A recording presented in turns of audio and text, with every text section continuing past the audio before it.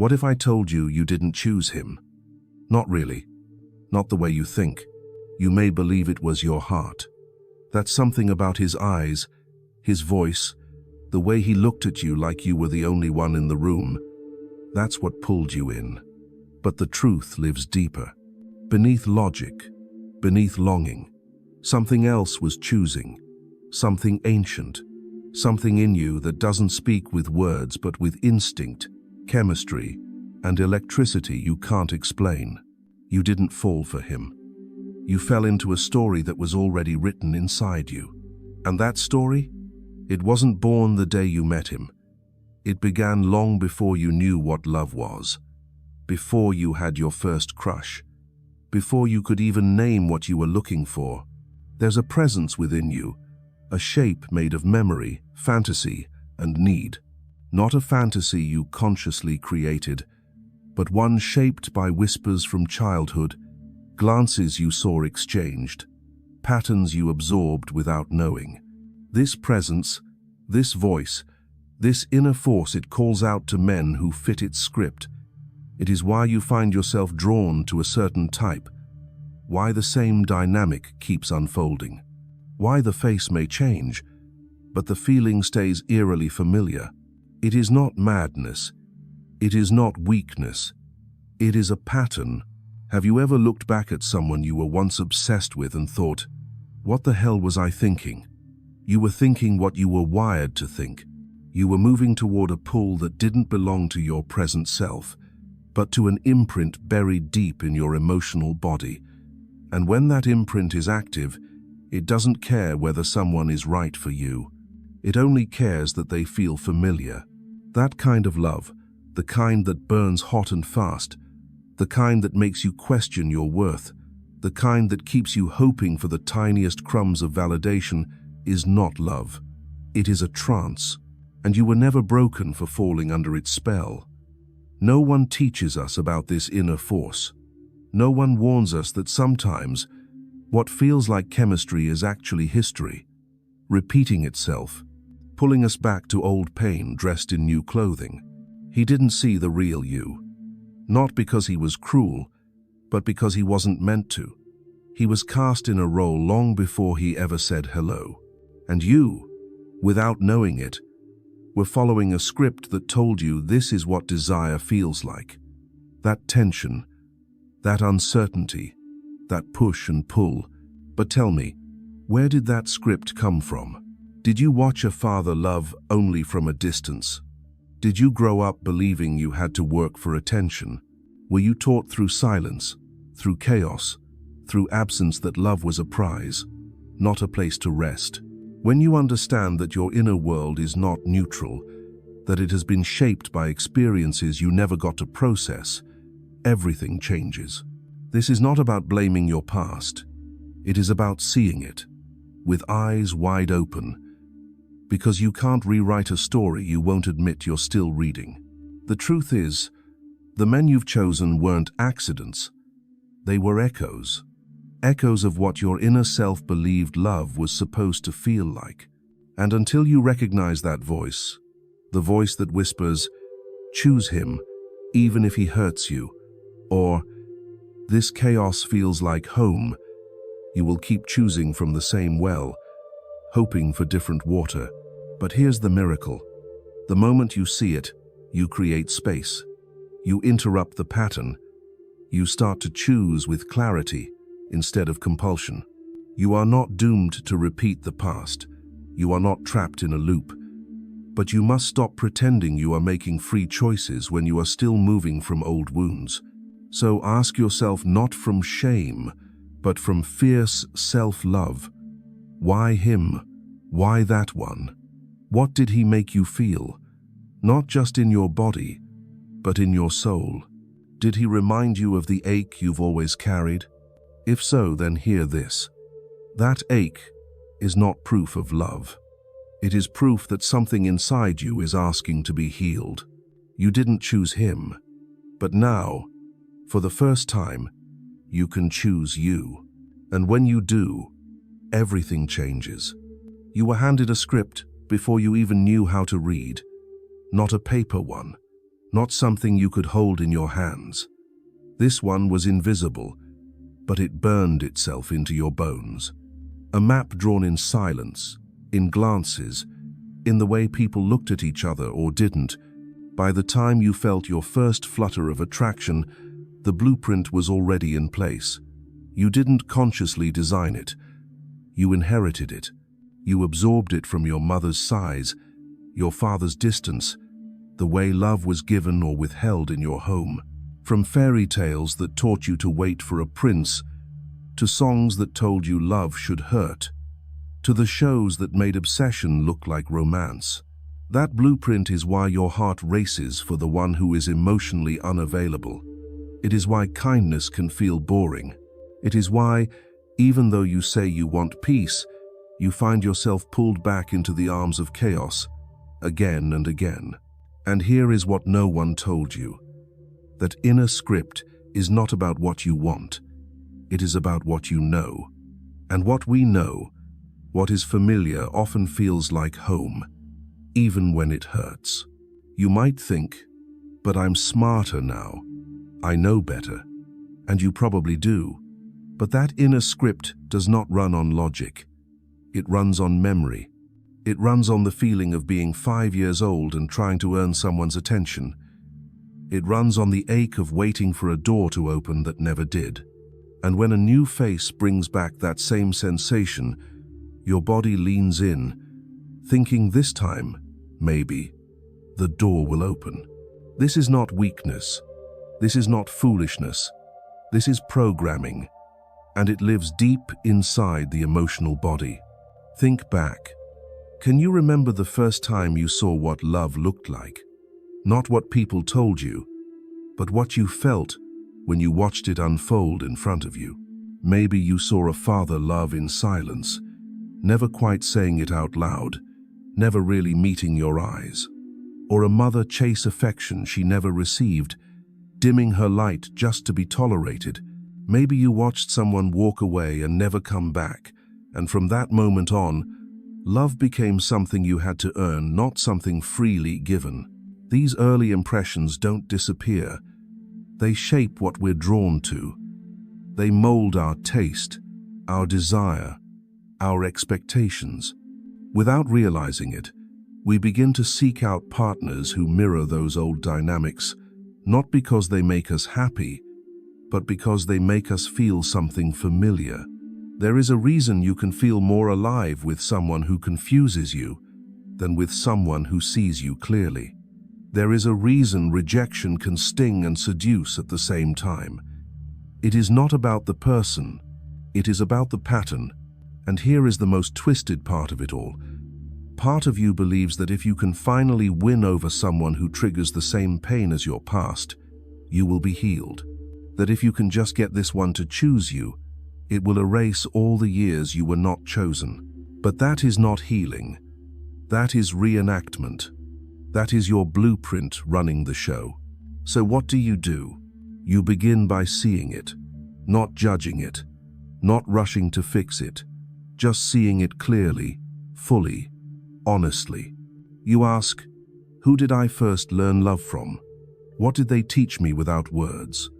What parts of myself did I have to shut down to feel safe, to feel wanted, to feel seen? This kind of self-inquiry is not easy. It takes courage to pull the curtain back on your own mind. It takes strength to admit that sometimes your deepest desire is not for love, but for recognition. Recognition from a phantom, a shadow, a memory dressed as a man. And yet, once you see that the pull is not truth but echo, you begin to have choices again. Real choices, not reflexes disguised as love. Imagine standing at the edge of a familiar pattern, and instead of walking into it, you pause, you breathe. You ask yourself, is this desire or is this history? That pause, that moment of awareness, that is where your power lives.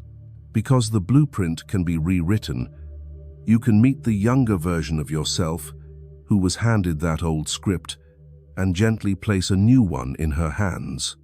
One that is rooted not in scarcity, but in self-worth. One that does not mistake intensity for intimacy.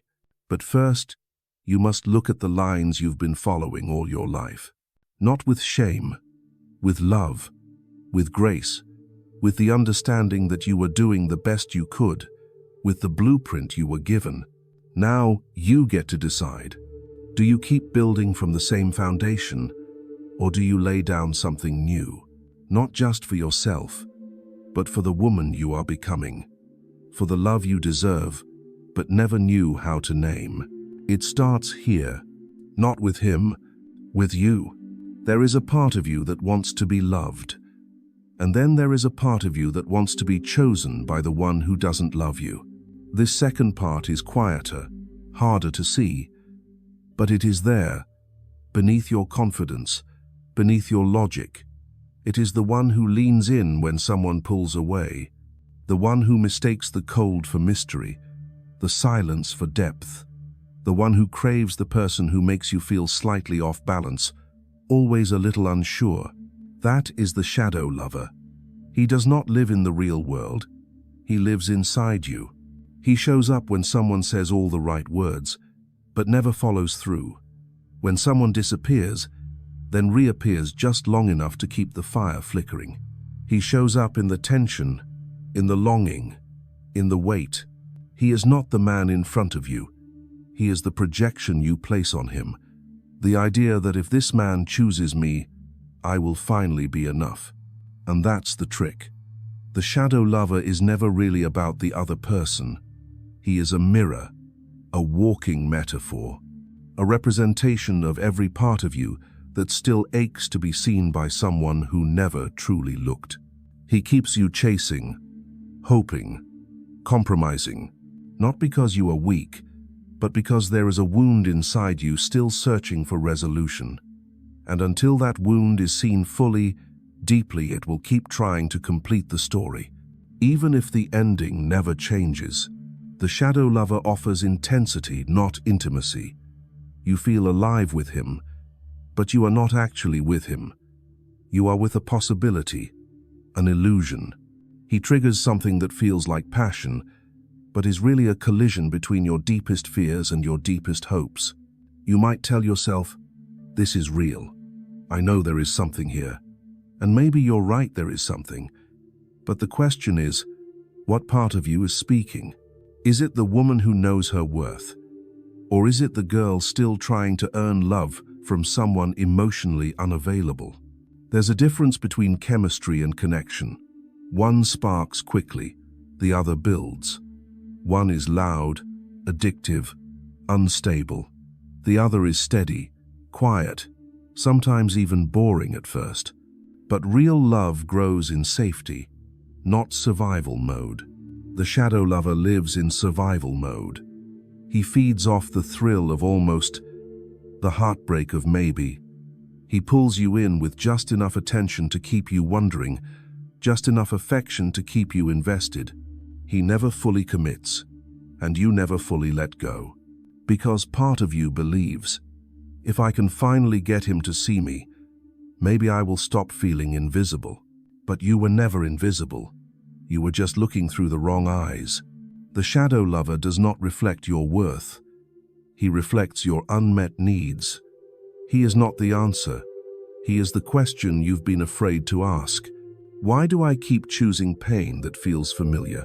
And once you ask that, the illusion begins to fall apart. You stop craving the chase. You start craving peace. You stop needing to be chosen. You start choosing yourself. But here is the part that stings before it sets you free. You have to let the shadow go. You have to grieve the fantasy. You have to mourn the idea that this time it could be different. Because it won't be. Not until you are different. And you are already becoming her. The one who no longer settles for almost. The one who no longer romanticizes confusion. The one who says, I deserve more, and actually means it. You may still feel the pull. You may still remember the high. That's okay. That is human. But now you know, intensity is not a promise. Longing is not love. The shadow is not your soulmate. He was only ever the part of you that needed healing. And now it's time to come back to yourself. There comes a moment, quiet, almost imperceptible, when something inside you shifts. It is not dramatic. It does not come with fireworks or fanfare. It comes when you are tired, when the same pattern plays out one more time, and this time, it does not make you cry. It makes you still. That is the moment you wake up. At first, it does not feel like clarity. It feels like confusion. You begin to see the cracks in the love you thought was real. You start to recognize that the longing you felt was not romantic, it was familiar, painfully familiar. And that realization wraps around you like cold water, shocking, bracing, and cleansing all at once. You begin to question what you once defended. You begin to see how many times you called survival connection, how many times you bent yourself into a version someone else might love, only to end up feeling more hollow than before. That voice in your head, the one that once said, "He will change," or "I just need to be more patient," now whispers something different. It says, "This isn't love, this is a loop." And with that whisper, the spell begins to break. It does not all happen at once. Awakening is not a light switch. It is a series of flickers, like turning on lamps in a house that has been dark for years. You walk from room to room inside yourself, slowly realizing how long you have been asleep. You see the man you thought you loved, not through the eyes of hope, but through the eyes of truth. And he looks different now. Not evil, not a villain, just a mirror. A reflection of your old self trying to resolve something that was never yours to fix. You remember the moments that once felt magical, and instead of clinging to them, you ask, "Why was I so hungry for scraps?"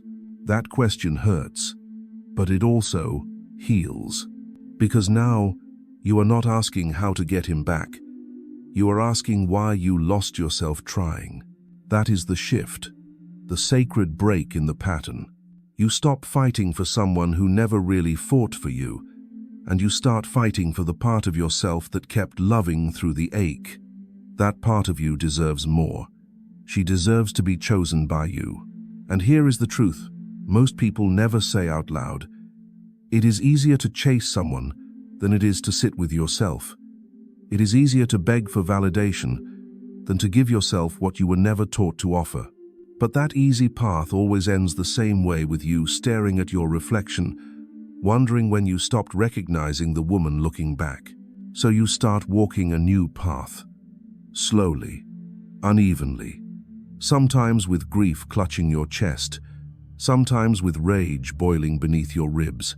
You grieve not just the man, but the version of you who believed she needed him to be whole.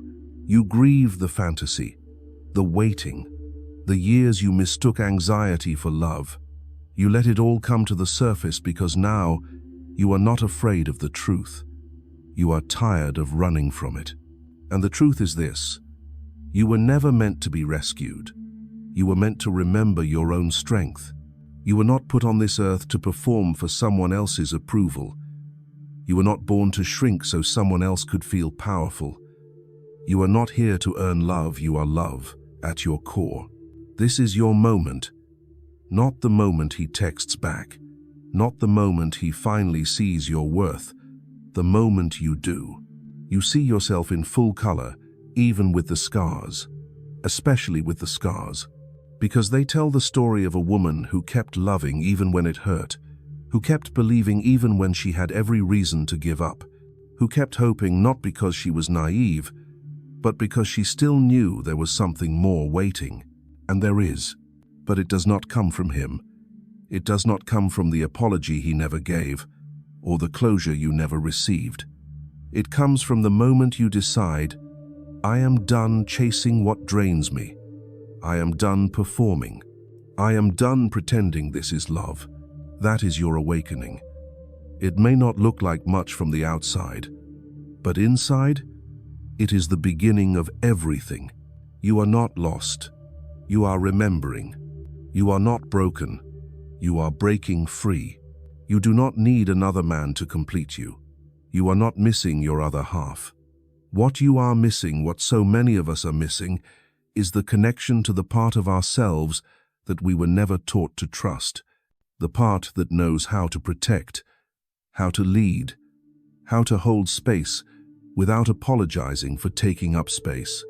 That part is your inner masculine, not the outer one you were conditioned to chase, not the fantasy of someone strong enough to finally take care of you, but the strength already living inside you, the voice you silenced, the fire you softened, the boundaries you blurred to be loved.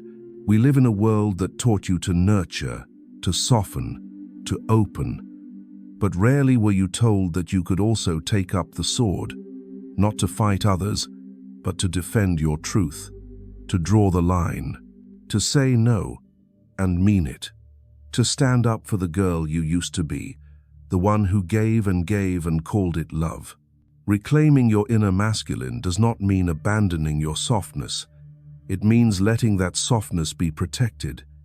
It means holding yourself so deeply that you no longer need to prove your worth to anyone else. There is a reason you kept being drawn to men who seemed powerful on the outside, but were hollow inside. Somewhere within you, your own inner power had been buried. So instead of embodying it, you chased it in others. You thought if you found someone strong enough, you could finally feel safe. But here is the secret most people never say out loud. Real safety begins when you become the one who protects you. This is not about becoming hard or cold. It is about becoming whole. When your inner masculine wakes up, you stop leaking your power. You stop outsourcing your sense of direction. You stop waiting to be led, and instead, you start listening to the guidance that has always been inside you. You become the one who chooses, not from pain, not from emptiness, but from fullness, from clarity. Think of all the times you abandoned yourself for someone else, all the times you felt that gut feeling but ignored it, because you didn't want to seem difficult, or needy, or too much. That wasn't love. That was the absence of your inner protector. You needed someone to say, "This isn't right." Someone to hold you while you walked away. Someone to remind you that just because someone wants you does not mean they are capable of loving you. That someone can be you now. When you reclaim your inner masculine, you stop asking, "Will he stay?" and start asking, "Do I even want him here?" You no longer move from desperation. You move from discernment, and that discernment, it saves your life. It helps you walk away not just from toxic people, but from outdated versions of yourself, from beliefs that told you to shrink, from stories that said, being chosen is the prize. You are not a prize. You are a whole human being with agency, depth, and direction. And that direction becomes clearer when you allow your inner masculine to rise not as a reaction to pain, but as a return to balance. You are not here to endlessly give. You are also here to decide, to build, to focus, to move with purpose. That, too, is sacred. You were never meant to only receive love. You were meant to shape it. The feminine in you feels. She creates, nurtures, expands. The masculine in you holds all of that. He gives structure to the chaos. He sets the rhythm. He says, "We are going this way." When these two parts of you are at war, you feel pulled in every direction. When they are reunited, you move through life with quiet confidence. You no longer ask permission. You know what is yours, and you do not beg to keep it. So if you have been waiting for a man to show up and lead you, look in the mirror. That power is already yours. It has always been yours. You just forgot how to trust it. This is what wholeness looks like. It is not loud. It is not flashy. It is not about proving anything. It is the moment you hear your own voice in the silence and finally believe it. It is the moment you make a decision and do not second-guess it. It is the moment you stop chasing love and start living from it. He does not save you. You do. There will be a moment, maybe it has already come, when you look in the mirror and realize something is different. You do not flinch anymore when the silence stretches. You do not chase the text. You do not rehearse how to be softer, smaller, more agreeable just to keep someone near. Because you are not who you were.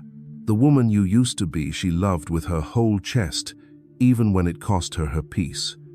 She gave second chances to men who only gave her half versions of themselves.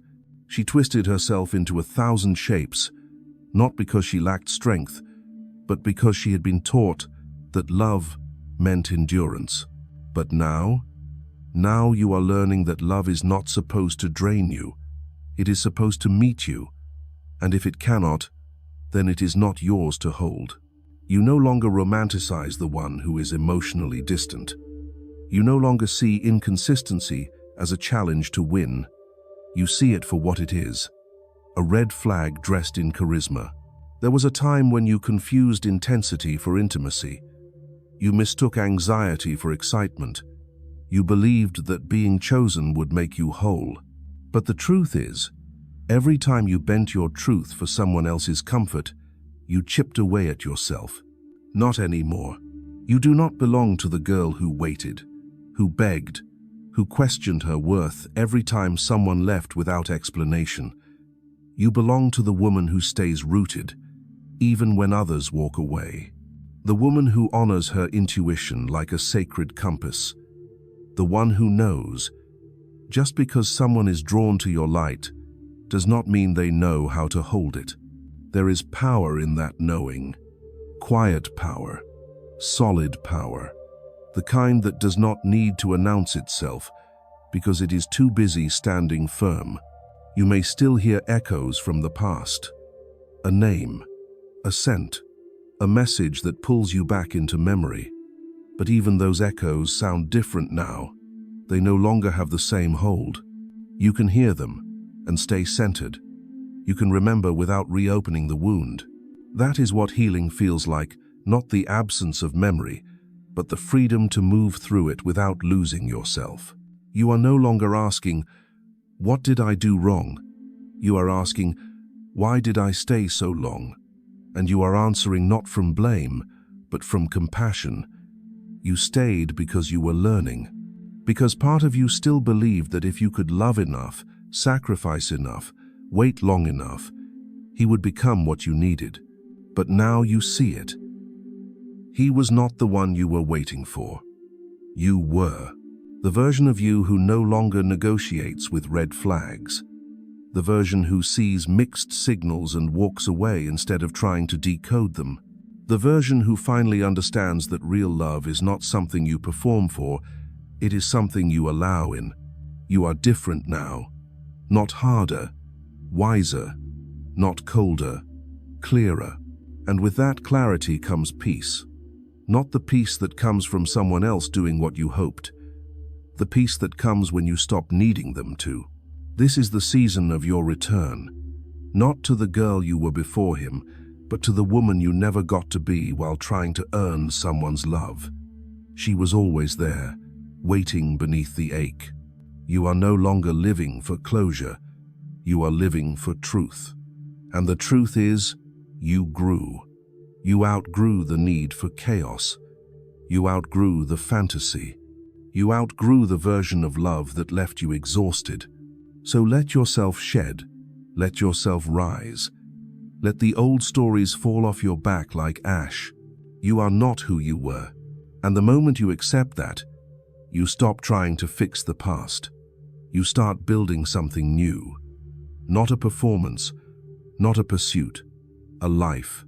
A life where your softness is met with care, where your boundaries are not tested but honored, where your heart does not have to work so hard to feel safe. You are not here to be chosen. You are here to choose. And this time, you choose you. You did not choose him. Your inner pattern did. But now, you are awake. You are seeing with eyes that no longer confuse pain for passion. You are not chasing what once broke you. You are becoming the woman who knows. Her worth was never up for negotiation. This journey was never really about him. It was always about you. About reclaiming your voice. About honoring the part of you that stayed silent just to be loved. About remembering that you are not here to shrink. You are here to stand. And if something inside you stirred as you listened, if a memory rose, or a truth surfaced, do not let it slip away. This is your turning point. Speak it. Share it. Let it echo. Because there is another woman, somewhere, still caught in the same story. Still calling it love when it is actually loss. Still waiting for someone else to choose her. Maybe your voice is the one that sets her free. So leave a comment. Share this with someone who needs it. Subscribe if you want more truth like this. Your story is not over. In fact, it is just beginning. And this time you are writing it your way.